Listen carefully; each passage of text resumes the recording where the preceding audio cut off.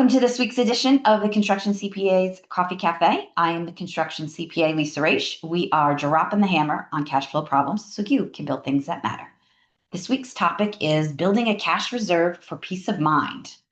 I want to make sure that you have that rainy day fund. So let's talk a little bit about reserves. What happens if your biggest client it takes 10, 15, 20, 30 more days, 60 more days for them to pay you? Would you have enough money to cover payroll this next week? Would you have enough money to cover the materials costs that maybe is on payment terms and the payment is coming due? Would you have enough cash to cover your overhead expenses?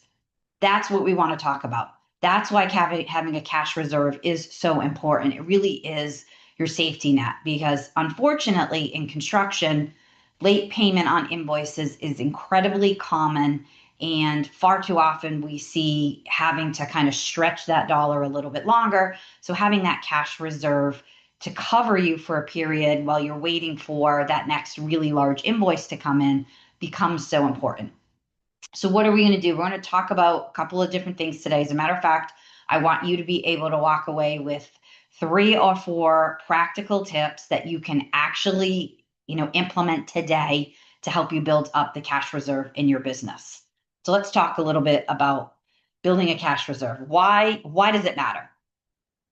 Cash reserves are going to protect you against payment delays from your customers, maybe a seasonal slowdown. You'll see that in construction for the businesses that are in, say, some of the northern parts of the country where it gets colder during the winter, and maybe you aren't able to work as much, or just, there are unexpected expenses that pop up in every business regardless, right? So you want to be able to get in front of that. So that's why we want to build that cash reserve. You know, when you don't have that reserve, now you're dependent upon debt. And in some cases, debt can get very, very expensive. Or if you're not dependent upon debt, maybe you're actually using your own personal money, right? And so we want to help you to, again, not use debt. And then also, no one really wants to put their own personal money back into their business. So let's build up that cash reserve so that if you do have that unexpected thing come into play, again, it doesn't fall upon you as the owner.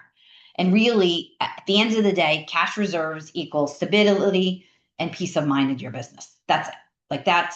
No one wants to worry about making payroll this coming week. So let's talk about, 3 or 4 actionable things you can do in your business today to help you start to build that cash reserve so you're not worried about that next unexpected expense. So first, you want to set a target for what your reserve is going to be. So rule of thumb usually is maybe 2 to 3 months worth of operating expenses. And again, if you have a very low risk tolerance, then you might want to go 4 or 5 months, or maybe even 6 months of operational expenses if you're a little bit more concerned about really making a long stretch without the cash flow that you need. So very simple. You're going to start by calculating your monthly overhead, right? Payroll, rent, insurances. These are the expenses that aren't going to go away, right? They show up every month, regardless of the fact that you're working or you're not, right? So once you've done that, again, what's your tolerance for risk? Again, 2 to 3 months is a good average to use. But if you're a little more concerned, go all the way to 6 months. But what you want to do is you've got to know what that number is. If you don't know what that number is, you can't get clear about what the goal is to work towards. You're just trying to throw money into a savings account for a rainy day. No, let's figure out that number needs to be 40,000, 50,000, 60,000, whatever it happens to be in your business.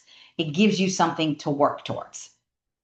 Now, like anything else, you need to start small and you have to stay consistent, right? So when you try to eat the entire elephant all at once, it doesn't work. So, if it seems impossible to you, start with 1 or 2% of every dollar that comes in the door from your client invoices, you put to the side. As you feel more comfortable with it, you can increase that and get it up to 3, 4, maybe even 5%, right? You have to start somewhere. If you think that you're going to put, if say 50,000 is your number and you're going to put your entire 50,000 away over the next 3 weeks, that isn't going to happen. So you've got to start small, but you've got to be consistent with it. Every single invoice that comes in, you take a little bit off the top and you put it into, again, your savings account, your cash reserve account. And over time, what you want to do is start to really think about your cash reserve almost being kind of like a bill that you may in fact have from one of your vendors, right? Your cash reserve is just another bill that you need to pay, right? So you need to start to put money to the side in order to pay that bill. That is the cash reserve, right? So treat it as if you would treat any other expense, right? So you're putting the money away. Start small, steady deposits. Every dollar that comes in, you want to take a percentage off the top. In time, you will be able to build up that cushion. And that's what you want to make sure that you work at. It's a slow and steady, slow and steady wins the race, right? Build up that cash reserve. The third thing that you can do is you need to keep your cash reserve separate from your operational cash, right? So it needs to be a separate bank account. Is it a separate checking account? Are you putting it into a savings account? Right now, you might be able to get a little bit of interest earned on that savings account. So maybe it makes more sense to, earn a little bit of money on that. Regardless, we're not even thinking about that at this point. It needs to be in a separate place. You do not want to have it in your operational account and say, oh, well, so this $1,250 is actually reserved sitting in my operating. Now, you need to pull it out. It needs to go in a completely separate account so that you can save it, get it out of the way. It's not cash that you can actually utilize to pay operational expenses. That keeps you away from the accidentally, ooh, I spent that money. No, it's in a separate bank account, out of sight, out of mind, whatever tool you want to use. You want to put that cash reserve in a separate account, separate bank that what you're currently have your operational dollars in. Now it's super easy to transfer funds you bank to bank. So maybe you put it into another bank. Maybe you put it into a bank that's harder for you to go to the bank and actually pull the money out, right? Whatever tips and tricks that you have to do to kind of get yourself to put that money away, you need to do it. Out of sight, out of mind. It just keeps you more disciplined and again helps you build up that cash reserve. And then the last thing is, let's just say you actually have to use that cash reserve. You want to make sure that you replenish it, right? It's not a one and done. I fill it up. Maybe I empty it half and then the reserve is only half. No, I want to work towards building it back up again to get it to whatever that reserve amount that I want or I need is, right? So create a plan after you've utilized it to build it back up. You go right back to that place where I'm allocating 1 or 2% or 5% of every dollar that comes in the door to go into the account. It's going to be the same thing. Treat it as if you've borrowed money from yourself and you have to pay that back like you would any other debt, like it's a debt to the bank or it's a debt, it's one of your credit card debts. You want to treat it the same way. You borrow money from you put the money back in, right? So you have to keep up the habit of replenishing your funds because you need to keep that safety net intact at all times, the entire thing, right? So again, if you've spent half of it, you now need to work towards building that half that you borrowed off of it and putting it back, okay? So really what did we talk about today? Well, first, you want to set a target. You need to start small and you have to be consistent. I'm taking a percentage off of every dollar that comes in the door, and that is what is going into my cash reserve. You want to keep your funds separate. Do not commingle your cash reserve with your operational expenses. And then once you've used it, or if you've used it, go back and make sure you replenish it. If that means going back to the small percentage of every dollar coming in the door, or if you're taking funds off of the top of the entire funds off of the top of the next invoice that comes in, whatever that happens to be, you want to keep that cash reserve built up to that dollar amount that you need.